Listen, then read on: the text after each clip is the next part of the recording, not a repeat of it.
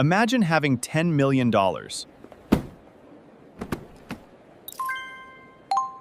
but only a fraction of it sitting in your bank account. So where is the rest?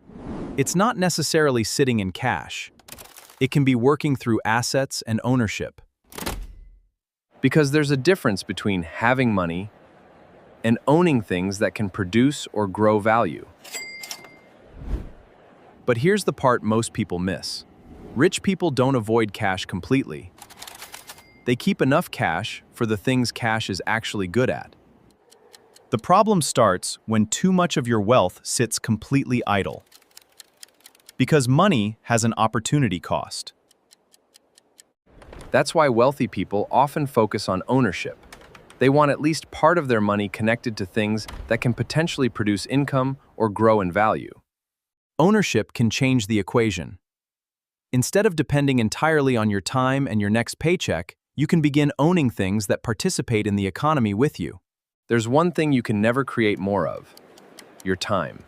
That's why ownership can become powerful. It can separate part of your financial growth from the hours you personally work. This is one reason ownership matters. Your personal effort has limits, but businesses, capital, technology, and assets can multiply what that effort can accomplish. Here's the difference. With active income, you usually trade your time for money. With ownership, an asset can potentially generate value while you focus on other things. And this is where the cycle gets interesting. When some of the value your assets produce is reinvested, your ownership can gradually expand. But don't make the mistake of blindly copying wealthy people. What works for one person can be completely wrong for another. The important lesson isn't where understanding why they own assets in the first place. Cash isn't useless. In fact, the right amount of cash gives you flexibility. The key is knowing which money you need soon and which money you can leave working for years.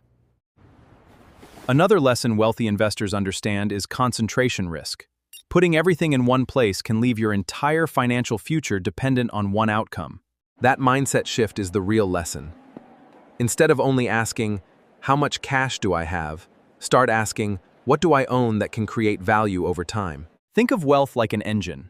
Income gives you fuel, savings gives you stability, assets give your money somewhere to work, and time gives the whole system a chance to grow. This is why wealth usually isn't built by one brilliant move. It's built by making reasonable decisions repeatedly and giving them enough time to matter. So the real secret isn't that rich people never keep money in the bank, it's that there's only one piece of the bigger picture.